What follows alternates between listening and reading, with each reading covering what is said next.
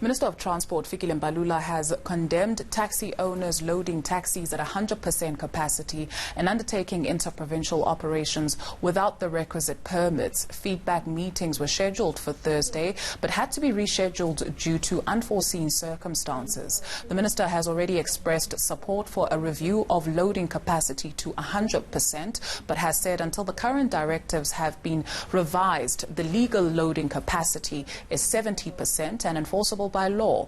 Bonolo Ramokhele from the Black Business Council joins us now to discuss some concerns that they have raised. A very good afternoon to you. If you could outline those for us, what is making you uncomfortable about the situation? Afternoon to do and afternoon to the viewers at home. Our biggest bugbear currently with the regulations as well as how this matter has been handled is that there seems to not have been the seriousness that this situation deserves that has been put on this matter. And we think that there has not been a lot of emphasis on the fact that taxi owners across the country are at risk of losing their vehicles due to their vehicles being repossessed. And the Taxi Relief Fund is severely undercapitalized at 1.1 billion rands as opposed to the 3.9 billion rands that the industry actually applied for. And obviously the BBC as well as Santaco is very much aware and takes serious the concerns of safety, and hence every taxi must be sanitized and every vehicle and every rank must be deep cleaned, and people must wear masks when they get onto these vehicles. What do you see being a fair compromise being reached here? Because also you have commuters who are saying, I feel kind of unsafe, and then you also have taxi drivers, as you outlined, who have valid concerns as well. We think that the only way you're going to solve this issue and bring about tangible and real solutions is to have a taxi subsidy that is permanent, because the taxi industry is the only industry that is not subsidized in South Africa.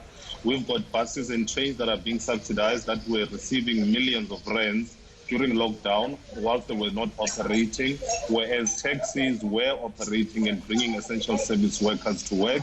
So that the economy can keep on moving. So the only way you solve this in the long term, in the medium to long term, is to have a real taxi subsidy that ensures that exorbitant price increases as well as the losses of taxi owners are not passed on to consumers who are already severely affected and spend a lot of their disposable income on transport and food.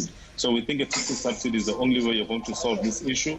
And in the interim, we do need to tighten up the health aspect of things so that the taxis can be able to load capacities that enable them to at least be a break-even point so that they don't lose their vehicles. Because when a taxi loses their vehicle due to repossession, the entire business has gone up in smoke. How would you characterize the relationship between the taxi industry and the Department of Transport in South Africa, and this specifically pre-lockdown? We think that the relationship could have been better, but look, the minister is trying his level best, and we think that he's got an opportunity to actually succeed where his predecessors might have come up short when it comes to the issue of subsidy, because you must understand that this issue of subsidy has been a matter of contention since the 90s, and it has not been implemented successfully for almost 20 years now. And we think that the ministry and the industry can work better together rather than speaking past each other. They do need to come to the negotiation table in good faith and come up with a tangible solution, because as we mentioned before, that a non-subsidized taxi industry is going to hit the poor the hardest, because this industry carries almost 30 million trips a day in South Africa, and it's a 60 billion rand industry.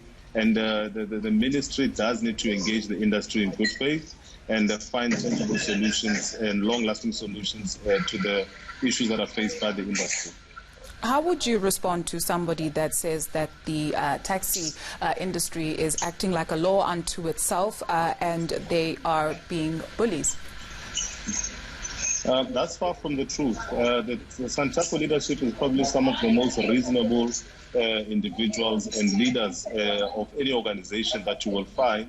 Even with ourselves, as they are an affiliate of the Black Business Council, we find them to be, gentlemen and ladies that you can definitely do business with.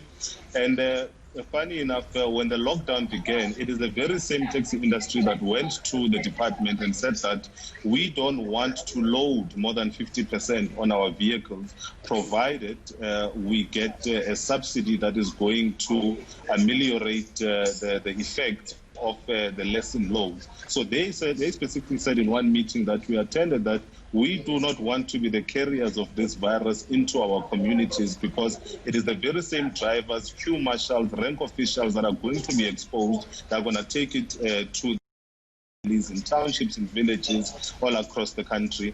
And they were very clear and adamant that they don't want to be carriers of this. They want to load less than 50%, provided they are subsidized.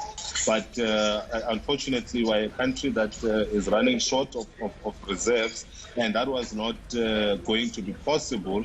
So they are very reasonable, and what they are proposing is purely informed by the fact that the industry is on its knees. Taxi owners have not been able to pay their vehicles to the various banks in March, April, and May, and now June. And the reality is that there's going to be mass repossession of vehicles across the country, and that effectively means that your business is no longer there.